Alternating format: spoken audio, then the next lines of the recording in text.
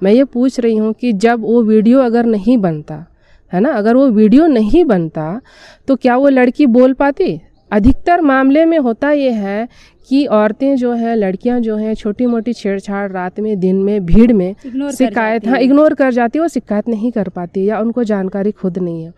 तो सोहराय में जो है एसपी कॉलेज में जो होता है, उस सोहराय में भी मैंने यही जो देखा है ना, या लड़कियों से मैंने सुना कि इस तरह से महिलाओं के साथ वहाँ पे सोगोय के दौरान छेड़छाड़ होती है, धक्का मुक्की होती है। और कुछ लड़कियों ने मुझे ये भी बताया था कि नहीं, ये लोग झाड़ी की तरफ खींच के ले जाने की कोशिश करते हैं। तो इतनी सी बात थी, 10-15 लाइन की मेरी पोस्ट थी, जैसा मैं नॉर्मली करती हूँ। तो ये मेरा खुद का अनुभव था, मैंने देखा था और लोगों ने, लड़कियों ने मुझे बताया था, है ना। तो उसमें लोग कहने लगे कि भाई आप सबूत दिखाओ। मैं कहती हूँ कि क्या लड़कियाँ अपना सर पे सीसीटीवी कैमरा लेके तो नहीं चलती है ना। और लड़कियाँ आगे नहीं आ रही, इसका कारण है डर। इसका कारण है कि उनको जो घर में संस्कार मिला हुआ है कि भाई बता देंगे तो फिर उल्टा मतलब होगा। क्योंकि छेड़छाड़ जैसी चीज़ों को लड़कियां बहुत, कभी कभी ऐसा भी सोशल कंडीशनिंग हुआ रहता है कि मान लेते अरे लड़के तो ऐसे होते हैं, कर दिए, हमको ही नहीं जाना चाहिए था, हम क्यों भीड़ में गए थे। लड़कियां अपने आप को ही दोषी मानने लगती हैं, है ना। अब इसके बावजूद कई सारी परंपराएं हैं हमारे आदिवासी समाज में जो महिलाओं के साथ भेदभाव करती है और हिंसा को आमंत्रण देती है, हिंसा करती भी है। परंपराओं के नाम पर महिलाओं के साथ हिंसा होती है। अगर मैंने परंपरा के खिलाफ भी बोला तो वो जो कह रहे हैं ना कि हमारी परंपरा के खिलाफ बोला, आप इस शब्द को पकड़िए, हमारी परंपरा, मतलब वो कह रहे हैं कि वो उनकी परंपरा है। भाई और फिर बताइए मैं कौन हूँ? फिर मैं क्या बाहर से आई हूँ? मैं भी तो इसी समाज की हूँ। तो इस समाज में क्या सही होगा, क्या परंपरा होगा, क्या नहीं। हाँ, ऐसी वैसी का सीधा मतलब यही है कि ऐसी लड़कियाँ, ऐसी औरतें जो ढेर सारे पुरुषों के साथ संबंध बनाती हैं, सोती हैं। मतलब अभी मैंने कल परसों ही मेरे लिए किसी ने लिखा कि 12 भतारिया है ना। अच्छा। जिसके 12 भतार होते हैं, मतलब जिसके 12-13 पति होते हैं, तो 12 भतारिया लोगों का हम लोग लिहाज नहीं करते हैं। ठीक है, ये वर्ड मेरे लिए उन्होंने यूज किया। 8 मार्च को हर वर्ष पूरे विश्व में अंतर्राष्ट्रीय महिला दिवस मनाया जाता है। इस दिन बड़े मंचों पर अपने अपने क्षेत्र में जो भी महिलाएं हैं जो अच्छा काम कर रही होती है उनको सम्मानित किया जाता है, उनके काम को प्रोत्साहित किया जाता है। लेकिन एक दूसरा मंच भी है जो जब अपनी बात रखता है और अपने जो दुख है, जो अपनी व्यथा है उसको प्रतीत करता है। हम उस मंच की बात कर रहे हैं, यानी कि सोशल मीडिया की बात कर रहे हैं। यदि कोई महिला सोशल मीडिया पे अपनी कहानी बताती है या उसके साथ जो घटना हुई है उसको बताती है या जो भी लिखती है, तो लोग उन्हें ट्रोल करना शुरू करते हैं। उन्हें कहते हैं कि आप नारीवाद के पीछे अपना स्वार्थ साध रही है, लोकप्रियता हासिल करना चाह रही हैं। कुछ इन्हीं सारे मुद्दों के साथ हम बात करेंगे रजनी मुर्मू जी के साथ। रजनी मुर्मू जी गोड्डा कॉलेज की प्रोफेसर हैं, अभी रांची में है। तो हम इनसे बात करते हैं कि इनके साथ भी कुछ इसी तरह की घटना हुई थी और लोगों ने इन्हें बहुत ट्रोल किया था। क्या है पूरी घटना, और हम इनसे जानना चाहेंगे कि लोग नारीवाद को लेके इतने परेशान क्यों हैं। रजनी जी, आपका स्वागत है दी लोकतंत्र में। धन्यवाद। और हम आपसे पहला सवाल यही करेंगे कि लोगों को नारीवाद से परेशानी क्या है? परेशानी तो नहीं होनी चाहिए। जितने भी नए थ्योरी आते हैं हमारे समाज में, जितने भी, तो उनको जब हम नहीं जान रहे हैं, हमारे समाज में कुछ भी नया शब्द आता है, नारीवाद या स्त्रीवाद या फेमिनिज्म, तो हमें कोशिश ये करना चाहिए था कि ये इन चीज़ों के बारे में, इन शब्दों के बारे में हम लोग पढ़ें, गूगल करें। आजकल इतने साधन है हमारे पास जानकारी लेने के लिए, गूगल कर सकते हैं, यूट्यूब में देख सकते हैं, हम उनके ज़रिए जान सकते हैं। लेकिन लोग जानने की कोशिश इसलिए नहीं करते हैं क्योंकि ये शब्द औरतों ने ईजाद किया है, औरतों के द्वारा बोला जाता है। तो औरतें जब बोलती हैं तो ये समाज, सिर्फ समाज की बात नहीं है, पूरे विश्व में ही कहीं भी ये औरतों के बोलने का प्रचलन नहीं था। तो जब स्त्रीवाद के जरिए औरतें बोलने लगी तो लोगों को ये चुभने लगा, और आज भी चुभ रहा है। ज़्यादा कुछ बदला नहीं है, काफ़ी कुछ बदल चुका है हालांकि, लेकिन ज़्यादा बदला नहीं है।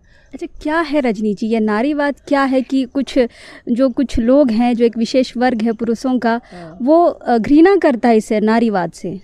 देखिए, स्त्रीवाद शब्द का सबसे पहले जो इस्तेमाल हुआ था ये अमेरिका से शुरू हुआ। वहाँ पे जब मजदूर आंदोलन शुरू हुए वहाँ पे लोकतंत्र की जब स्थापना हो लगी, क्योंकि इससे पहले तो राजतंत्र था, तो लोकतंत्र की जब बात होने लगी, वहाँ पे कम्युनिज्म की बात होने लगी, औरतें घर से बाहर जा कर के मजदूरी करने लगी, और वहाँ पे उन्होंने देखा कि उनको पुरुषों से कम पैसे मिलते थे। और दूसरा उन्होंने ये भी देखा कि औरतों को राजनीति में कोई भागीदारी नहीं थी, उनको वोट देने का अधिकार नहीं था। आप लोग विश्वास नहीं करेंगे, आज हम लोग जानते हैं कि सब लोग, औरतें भी वोट देने जाती हैं पुरुषों के साथ, लेकिन 1920 से पहले अमेरिका में औरतों को वोट देने का भी अधिकार नहीं था। तो राजनीति में भागीदारी के लिए, समान वेतन मिलने के लिए औरतों ने एक आंदोलन चलाया 1800 ईस्वी के आसपास में लोगों ने, महिला मजदूरों ने, और कुछ लेखिकाएं भी हुई जैसे सिमोन दी बोवार जैसी, उन्होंने महिलाओं के लिए लिखा कि महिलाएं जो हैं एक तरह से समाज में एक स्लेवरी की तरह है, पत्नी के रूप में अगर है तो मुफ्त की नौकरानी के रूप में वो काम कर रही है, और उनको उस काम का मुआवजा नहीं मिलता, पैसा नहीं मिल रहा है। तो बहुत सारे मुद्दे हैं जिस पर औरतों ने मतलब एक तरह से देखा जाए तो नारीवाद या स्त्रीवाद या फेमिनिज्म, इनका सीधा सिद्धांत यही है कि हमें भी वो सारे अधिकार मिले जो पुरुषों को मिलते हैं, बस सीधी सी बात है। और ये अधिकार संविधान, जब हमारा देश आज़ाद हुआ, ये अधिकार संविधान जो है वो पूरी तरह से देने की कोशिश करता है मौलिक अधिकार के तहत। इतनी सी बात हम लोग समझ नहीं पाते हैं, बहुत साधारण। अलग से हमें नारीवाद बोलने की ज़रूरत नहीं है, स्त्रीवाद, संविधान हम पढ़ लेना, जहाँ पे जो 5-6 अधिकार जो और सबको दिए गए हैं, उसमें से औरतों को भी आप जोड़ लीजिए कि औरतें भी उस मौलिक अधिकार के तहत हैं, तो हमें स्त्रीवाद पढ़ने की भी ज़रूरत ना पड़े शायद। बिल्कुल। रजनी जी, हम आपसे जानना चाहेंगे कि वो घटना क्या थी जो आपने सोशल मीडिया पर लिखा और लोगों ने आपको ट्रोल किया, क्या थी वो घटना? काफ़ी पुरानी बात हो गई और काफ़ी चर्चा हो गई इस बात पे, लेकिन आज का न्यूज़ मैं आपको इस बात का जवाब आज के न्यूज़ से आपको देना चाहूँगी। मध्य प्रदेश में वहाँ पे एक प्रोग्राम हो रहा था, सांस्कृतिक प्रोग्राम हो रहा था, जहाँ पे लड़के झुंड में नाच गान कर रहे थे। तो वहाँ पे कुछ लड़कियाँ भी गई होंगी, तो वहाँ पे उनके साथ छेड़छाड़ हुई, और ऊपर से छत से किसी ने उस छेड़छाड़ का वीडियो बना लिया, और वो सोशल मीडिया में वायरल होने लगा, और इसके बाद आज पेपर में भी वो छपा हुआ है। तो इस पे लोग अब आवाज़ उठा रहे हैं, आंदोलन कर रहे हैं कि नहीं, इन लोगों को पकड़ा जाए, और निश्चित रूप से उन लोगों को पकड़ा ही जाएगा। लेकिन मेरा सवाल ये है कि अगर वो वीडियो नहीं बनता, है ना, किसी ने उस वीडियो को शूट नहीं किया होता, किसी आम इंसान ने उस वीडियो को शूट किया कि हाँ लड़की के साथ इस तरह से हो रहा है, उसको बुरी तरीके से ढेर सारे लड़के घेर करके उसके साथ उसको जबरन यहाँ वहाँ छूने की कोशिश कर रहे हैं, तो मेरा सवाल यह है कि हम लोग इस बात के लिए आंदोलन क्यों कर रहे हैं? क्योंकि हमने वो वीडियो देखा, हमने वो सबूत देखा। मैं ये पूछ रही हूँ कि जब वो वीडियो अगर नहीं बनता, है ना, अगर वो वीडियो नहीं बनता तो क्या वो लड़की बोल पाती? अधिकतर मामले में होता ये है कि औरतें जो हैं, लड़कियां जो हैं, छोटी मोटी छेड़छाड़ रात में, दिन में, भीड़ में शिकायत इग्नोर कर जाती है, वो शिकायत नहीं कर पाती या उनको जानकारी खुद नहीं है। तो इस मेरे मामले में भी लोग वही कह रहे थे कि आपके पास मामला, हम फिर से एक बार जानना जी यही मामला था। मैंने सोहराय में, वहाँ पे भी क्योंकि भीड़ होता है, और भीड़ में निश्चित रूप से धक्का मुक्की, छेड़छाड़, लड़के ताक में रहते हैं, ये पूरी दुनिया जानती है। हम जानते हैं कि कहीं भी हमारे यहाँ संथाल में होता है, पंचरस होता है, यात्रा होता है, रात में कुछ भी प्रोग्राम होते हैं, ढेर सारे प्रोग्राम, तो अंधेरे में, दिन में, दहाड़े में, भीड़ में लोग ऐसा करते हैं। बहुत सारे लोग ये सवाल कर रहे थे कि इतनी सारे भीड़ में लोग कैसे करते हैं। तो आज का वीडियो देख लीजिए, कैसे भीड़ में सारे लोग संगठित होकर उस लड़की को मोलेस्ट कर रहे थे। तो सोहराय में, जो हाँ एसपी कॉलेज में जो होता है, उस सोहराय में भी मैंने यही जो देखा है ना, या लड़कियों से मैंने सुना कि इस तरह से महिलाओं के साथ वहाँ पे सोगोय के दौरान छेड़छाड़ होती है, धक्का मुक्की होती है, और कुछ लड़कियों ने मुझे ये भी बताया था कि नहीं, ये लोग झाड़ी की तरफ खींच के ले जाने की कोशिश करते हैं। तो इतनी सी बात थी, 10-15 लाइन की मेरी पोस्ट थी, जैसा मैं नॉर्मली करती हूँ। तो ये मेरा खुद का अनुभव था, मैंने देखा था और लड़कियों ने मुझे बताया था, है ना। तो उसमें लोग कहने लगे कि भाई आप सबूत दिखाओ। मैं कहती हूँ कि क्या लड़कियाँ अपना सर पे CCTV कैमरा लेके तो नहीं चलती है ना, और लड़कियाँ आगे नहीं आ रही, इसका कारण है डर। इसका कारण है कि उनको जो घर में संस्कार मिला हुआ है कि भाई बता देंगे तो फिर उल्टा मतलब होगा, क्योंकि छेड़छाड़ जैसी चीज़ों को लड़कियां बहुत कभी कभी ऐसा भी सोशल कंडीशनिंग हुआ रहता है कि मान लेते अरे लड़के तो ऐसे होते हैं, कर दिए, हमको ही नहीं जाना चाहिए था, हम क्यों भीड़ में गए थे। लड़कियां अपने आप को ही दोषी मानने लगती हैं, है ना, अपने आप को ही मतलब दोषी मान, मेरे साथ अगर कुछ गलत हो जाता है तो मैं भीड़ में क्यों गई थी, मैं यात्रा में क्यों गई थी, मैं रात में क्यों टहल रही थी। तो लड़कियां खुद ही अपने आप को दोषी मान लेती हैं, इस वजह से बताती नहीं है अधिकतर लड़कियां। लेकिन अगर किसी ने भरोसा करके मुझे बताया तो मैंने बस वही लिख दिया जी। हाँ। अच्छा, लेकिन आपने जो लिखा उसके बाद से जो संथाल के जो लोग हैं वो कहने लगे कि आप उनकी जो सामाजिक धार्मिक जो उनकी परंपरा है उनको आप बदनाम करने की कोशिश कर रही हैं, क्या कहेंगे? परंपरा के बारे में उस पोस्ट में खास करके मैंने कुछ भी नहीं लिखा था।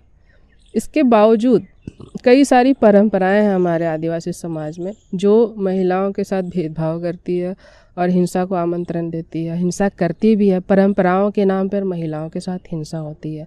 अगर मैंने परंपरा के खिलाफ भी बोला तो वो जो कह रहे हैं ना कि हमारी परंपरा के खिलाफ बोला, आप इस शब्द को पकड़िए, हमारी परंपरा मतलब वो कह रहे हैं कि वो उनकी परंपरा। भाई और फिर बताइए मैं कौन हूँ? फिर मैं क्या बाहर से आई हूँ? मैं भी तो इसी समाज की हूँ। तो इस समाज में क्या सही होगा, क्या परंपरा होगा, क्या नहीं होगा, वो बोलने का क्या एक आदिवासी महिला को हक नहीं है? वो अपने परंपरा का विश्लेषण नहीं कर सकती है? और सिर्फ मैं अकेली महिला तो थोड़ी हूँ, एक पहली महिला नहीं हूँ कि जो अपने परंपरा के खिलाफ बोल रही है। आप देख लीजिए बिरसा मुंडा, उन्होंने खुद कहा था कि हमारे समाज में जो नशाखोरी है वो बंद होना चाहिए, है ना। शिबू सोरेन जो थे, जिसकी अभी हाल फिलहाल में चर्चा हो रही है, उन्होंने सोनत संताल समाज का निर्माण किया था कि हमारे समाज में जो बहु विवाह प्रथा है, डायन हत्या है, ये सारा चीज़ बंद होना चाहिए। अभी मैं बोकारो होकर के आई हूँ, वहाँ पे भी कई क्रांतिकारी महिला संगठन बने हुए थे, चल रहे थे, आंदोलन कर रहे थे लोग, कम्युनिस्ट आंदोलन वहाँ पे हो रहे थे। जहाँ मैंने सुना कि एक शीला मरांडी करके एक थी कम्युनिस्ट महिला थी, वो चला रही थी कि जो भी बहु विवाह करेगा उनको उनका पंचायती किया जाएगा, या जो डायन हत्या करेंगे उनके खिलाफ आंदोलन चलाया जाएगा, जो रेप करेंगे उनके खिलाफ वो लोग आंदोलन करते थे। गांव घर में अगर कोई लड़का किसी महिला का रेप करता था तो वहाँ पे उनके खिलाफ एक्शन लिए जाते थे। सुंदर मरांडी जहाँ मैं गिरिडीह गई थी, वहाँ पे सुंदर भी इस तरह का गीतों के जरिए लोगों को वो जागरूक करते थे। तो ये तो नई बात नहीं है, मैं बोल रही हूँ कि नई बात नहीं है, लोग बोल रहे हैं। जैसे जैसे लोग जागरूक हो रहे हैं, अपने समाज के प्रति रिस्पॉन्सिबल हो रहे हैं, लोग बोलेंगे ही। अच्छा रजनी जी, मुझे ये बताइए कि मैं थोड़ा सा हट के ही बात कर रही हूँ कि जब भी कोई महिला अगर अपने बातों को लेकर आगे बढ़ती है या उसके साथ जो घटना हुई है उसको बताती है, तो लोग सबसे पहले उसके चरित्र पर जाते हैं, उसके चरित्र पर जाते हैं कि ये ऐसी लड़की है, वैसी लड़की है, इसलिए इस तरह की बात कर रही है। ये महिलाओं के लिए ऐसी लड़की वैसी लड़की क्यों यूज़ होता और चरित्र पे ही क्यों जाना है? देखिए, चरित्र जो है ना, पुरुषों के लिए, पितृसत्ता के लिए, औरतों को कंट्रोल करने का बहुत बड़ा माध्यम है। चरित्र ही एक ऐसा कीमती चीज़ लोगों ने बना के रखा है। इसी वजह से तो औरतें घर से बाहर नहीं निकलती हैं। घर से बाहर औरतों को निकलने नहीं दिया जाता है।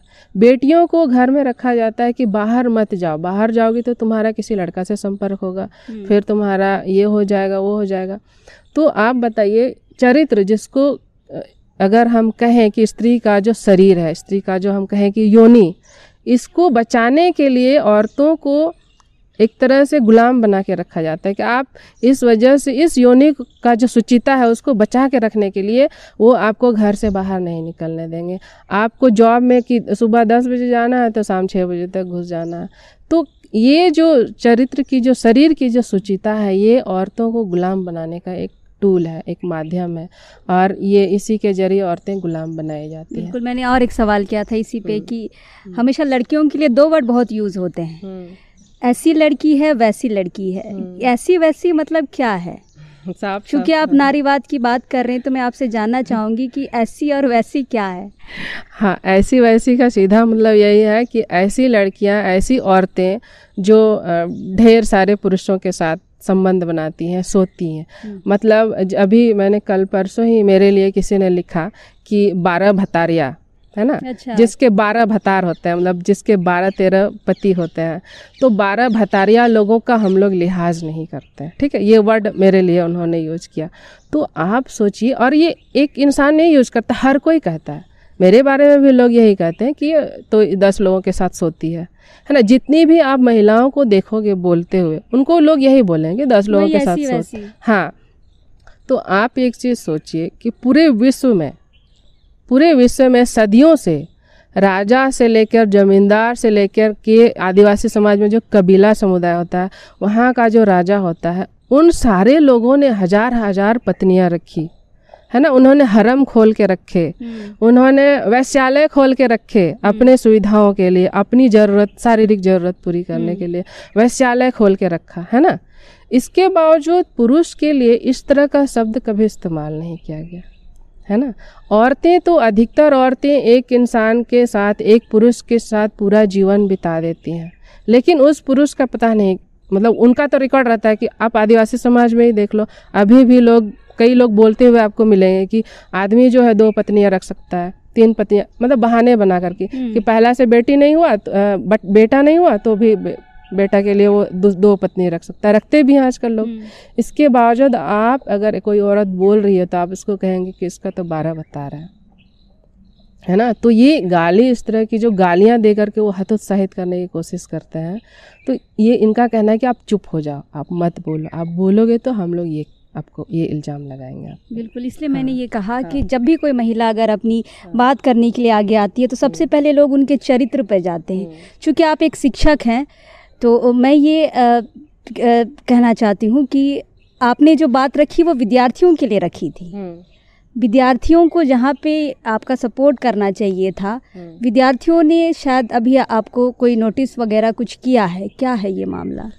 देखिए, विद्यार्थी, उसको सारे विद्यार्थी तो बिल्कुल नहीं कहूँगी, ये वही विद्यार्थी थे जिनको मैंने कहा कि छात्र नेता जो 3-4 जो मैं जानती थी कि उस कॉलेज में दबंग थे या बदमाशी करते थे, जिनका रिकॉर्ड रहा है लड़कियों के साथ बदसलूकी करने का, तो मैंने उनकी तरफ इंगित किया था कि ये जो छात्र नेता है, सीनियर जो है, सीनियर में भी सारे नहीं, ये लोग जिस तरह से महिलाओं को डोमिनेट करने की कोशिश करते हैं, छात्रों को डोमिनेट करने की कोशिश करते हैं, या छोटी जो जूनियर लड़कियां उनको दबा के रखना चाहते हैं, तो मैंने उनकी तरफ इंगित किया था कि ये जो लड़के हैं ये इस तरह से करते हैं, और भी बहुत सारी बातें हैं जो मैं मतलब लंबा चला जाएगा बताऊंगी आपको।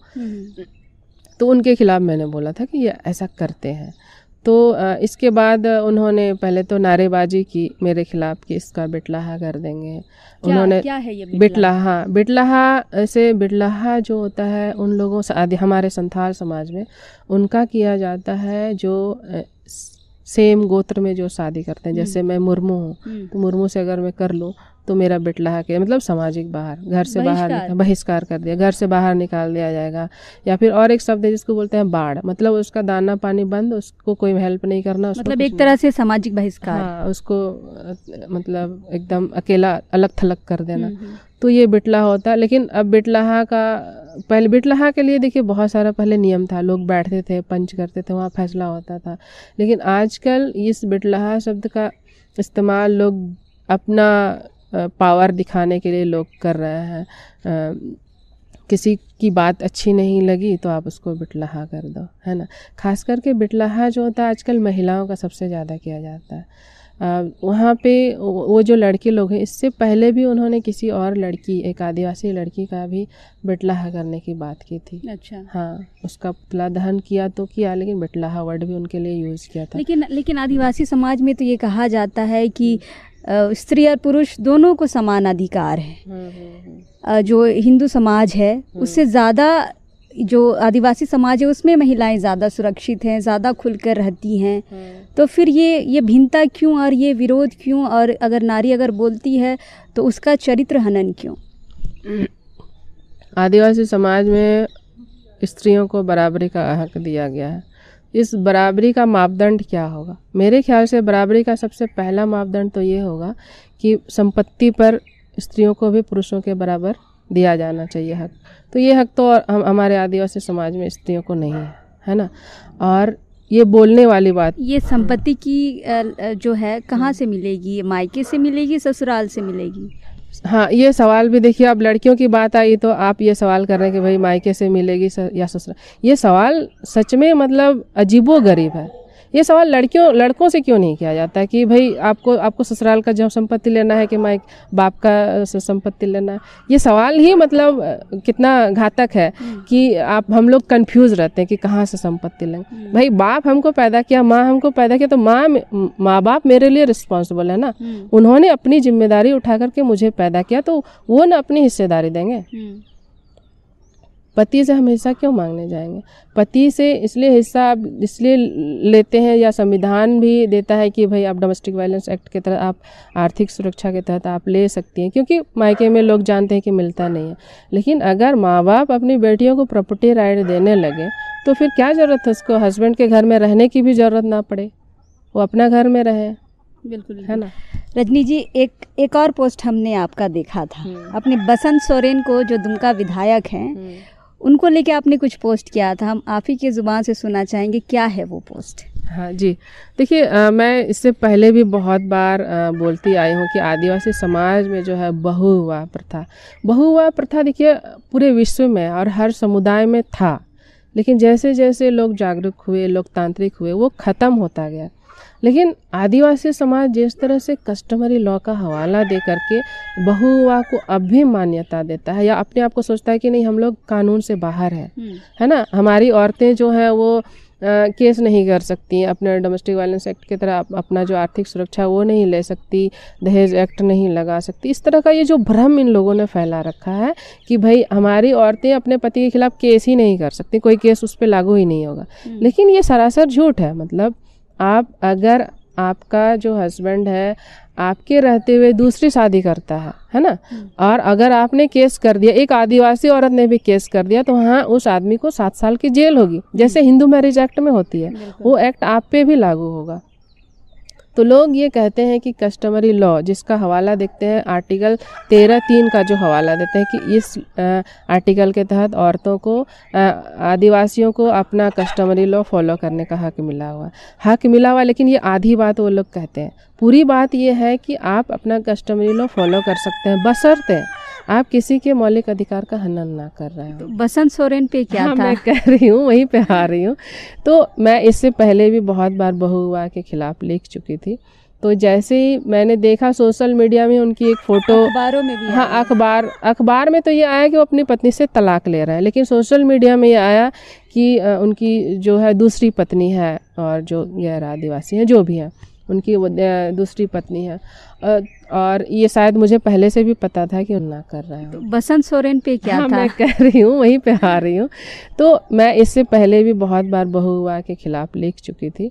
तो जैसे ही मैंने देखा सोशल मीडिया में उनकी एक फ़ोटो, अखबारों में भी, हाँ अखबार में तो ये आया कि वो अपनी पत्नी से तलाक ले रहे हैं, लेकिन सोशल मीडिया में ये आया कि उनकी जो है दूसरी पत्नी है, और जो गैर आदिवासी हैं जो भी हैं उनकी दूसरी पत्नी है, और ये शायद मुझे पहले से भी पता था कि उनकी दूसरी पत्नी है। पहली पत्नी के बारे में तो हम लोग जानते हैं जो आदिवासी हैं।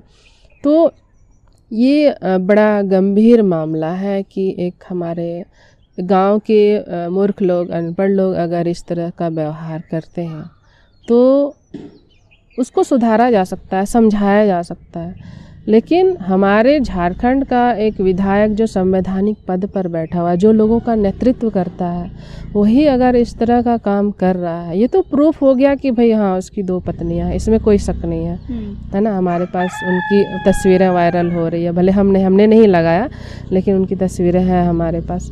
तो अगर उन्होंने ऐसा किया तो बाकी पुरुषों को हम क्या संदेश देंगे, है ना। लेकिन आप ही के पोस्ट में ये भी कमेंट था कि संथाली समाज तलाक नहीं लेता है। बड़ा अजीब सा भ्रम चला हुआ, मुझे सच में बड़ा आश्चर्य लग रहा है। ये पढ़े लिखे जो संथाल है ना, इतनी मतलब उनको, वो कभी गांव जाते नहीं हैं, गांव का कस्टम पता नहीं है उनको, लेकिन कस्टमरी लॉ का रोज मतलब माइक लगा के चिल्लाएंगे कि हमारे यहाँ कस्टमरी लॉ उनको पता ही नहीं है। हमारे यहाँ एक वर्ड है सकाम चिर या सकाम ओड़े, क्या होता है? हाँ, इसका मतलब होता है सकाम चिर मतलब तलाक।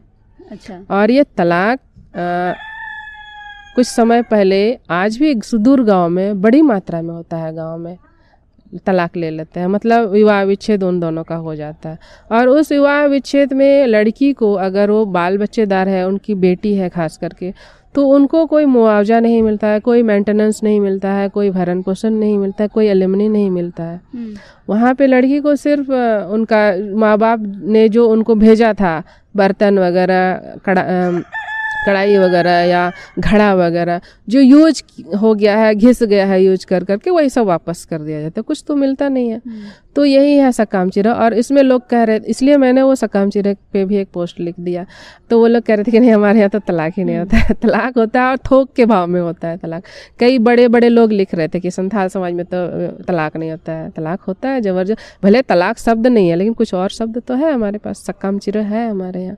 तो कई लोग ये भी सलाह दे रहे थे कि बसंत जी को कोर्ट नहीं जाना चाहिए था, उनको गांव में जाना चाहिए था। अरे भाई, गांव में अगर वो जाएगा तो उसकी पत्नी को जो अभी कोर्ट में जाके जब वो तलाक पे साइन करेगी, जो उसको मिलेगा वो गांव में तो वो भी नहीं मिलेगा उसको। तो इस तरह से ऐसा लग रहा था सोशल मीडिया में कि लोग बसंत सोरेन के खिलाफ बोल रहे हैं, लेकिन ये बात बोल करके कहीं ना कहीं बसंत का ही फेवर कर रहा है कि आप गांव जाओ, आप गांव क्यों नहीं गए। अच्छा। अब बहुत लोग रहे कि हिंदू मैरिज, आप तो हिंदू हो नहीं, आप तो क्रिश्चियन हो नहीं, तो कौन सा एक्ट के तहत आप तलाक लोगे। अच्छा। लेकिन बहुत लोगों को ये भी नहीं पता है कि जो हिंदू नहीं है, जो मुस्लिम नहीं है, जो ईसाई नहीं है, इनके अलावा भी तो हमारे देश में लोग हैं, है ना, जिनका धर्म कोडेड नहीं है, जिसको धर्म कोड नहीं मिला, उनके लिए भी तो कानून है। तो वो लोग क्या कोर्ट में जाके शादी नहीं करते हैं? आदिवासी लोग भी तो स्पेशल मैरिज एक्ट के तहत शादी करते हैं ना कोर्ट में, तो तलाक भी वैसे ही ले, तो उनके लिए भी प्रावधान है। आप ये नहीं कह सकते कि भाई आप तो हिंदू नहीं हो, आप तलाक कैसे कोर्ट कैसे चले। आप लोग गाँव है, गाँव में कुछ नहीं है, सारा चीज़ कोर्ट में है, सारा चीज़ संविधान में, और सबके लिए है संविधान। संविधान सिर्फ हिंदू महिलाओं के लिए नहीं है, हमारे लिए भी है। रजनी जी, हमारा आखिरी सवाल रहेगा, महिलाओं को आप जिस तरह से नारीवाद की बात कर रही हैं, क्या सारी महिलाओं में नारीवाद होता है, या फिर जो कुछ घटनाएं उनके साथ हो गई हैं, या जो जिनके ऊपर पुरुषों ने कुछ गलत किया है, तो क्या वही नारीवाद को समझती हैं, या जो भी पूरी जो महिला है, महिलाओं का समुदाय है, वो क्या नारीवाद को समझता है? एक सर्वे का उदाहरण मैं आपको देती हूँ। सबसे पहले एक सर्वे किया गया था कुछ इलाकों में कि आपका पति जो आपको मार रहा है क्या वो सही है। तो उसमें 70% महिलाओं ने ये कहा था, ये स्वीकार किया था कि मेरा पति अगर मार रहा है किसी कारण से, मेरी गलतियों की वजह से, तथाकथित गलतियों की वजह से, तो वो मार सकता है, क्योंकि वो पति है, वो मेरा भगवान है, वो मेरा मालिक है। तो अधिकतर औरतें ये मानती हैं कि पति की बात मानना, पति के अंडर रहना, पति के खिलाफ नहीं जाना, ये उनका नैतिक कर्तव्य। हाँ, वो मार खा के उनका नैतिक कर्तव्य है। औरतें मार खाती हैं, पूरा लहूलुहान हो जाती हैं, इसके बाद भी वो पति के प्यार में पड़ी रहती हैं। तो ये जो नारीवाद का जो आपने कहा कि नारीवाद क्या वही औरतें करती हैं जो प्रताड़ित होती हैं या शोषित होती हैं, है ना। लेकिन ऐसा नहीं है, शोषित होकर भी लोग उसी को अच्छा मानती हैं। नारीवाद की बात वो करती हैं जो समझती हैं जेंडर इक्वलिटी, है ना। और नारीवाद सीखा जा सकता है निश्चित रूप से, लेकिन कुछ लोगों में जन्मजात भी होता है। जैसे समानता की अगर बात करते हैं, जैसे अगर हम कहें कि शिबू सोरेन की अगर बात करें, तो उन्होंने कहाँ सीखा कि भाई हमको भी अधिकार मिलना चाहिए। महाजनों के खिलाफ उन्होंने कहाँ से सीखा कि हमको आवाज़ उठाना चाहिए, आंदोलन करना चाहिए। तो उनके अंदर कहीं ना कोई जेनेटिक गुण था कि उनको ये चीज़ अपमानजनक लग रहा था, महाजनों से अपमानित होना। तो कुछ तो होता है, जैसे पुरुषों में होता है वैसे औरतों में भी होता है। अमेरिका से, पश्चिमी देशों से जिन औरतों ने भी स्त्रीवाद का आंदोलन खड़ा किया, तो उनके अंदर में भी वो चीज़ आया, समानता की बात आई। हमारे देश में अगर हम बात करें तो सावित्रीबाई फुले थी, है ना, ज्योतिराव फुले थे। तो उन्होंने खुद से महसूस किया अंदर से कि ये सब चीज़ें बदलनी चाहिए। जहाँ तक हमारी बात है, आप सोचिए मेरे पास किस चीज़ की कमी थी, है ना। मेरी एक अच्छी नौकरी थी, अच्छा परिवार था। तो हम बोल इसलिए रहे, और अभी से नहीं बोल रहे हैं, बचपन से ही बोलते थे कि यहाँ पे ये गलतियाँ हो रही है, इसके खिलाफ हमेशा आवाज़ उठाएं। ऐसा थोड़ी है कि हम नारीवाद की किताब पढ़ लिए हैं तो बोल रहे हैं, ज़्यादा पढ़ाई नहीं किया नारीवाद का, लेकिन मुझे अच्छे से याद है मैं बचपन से ही विरोध करती थी चीज़ों का कि यहाँ पे बराबरी नहीं हो रही, यहाँ पे भेदभाव हो रहा है, इसको ठीक किया जाए।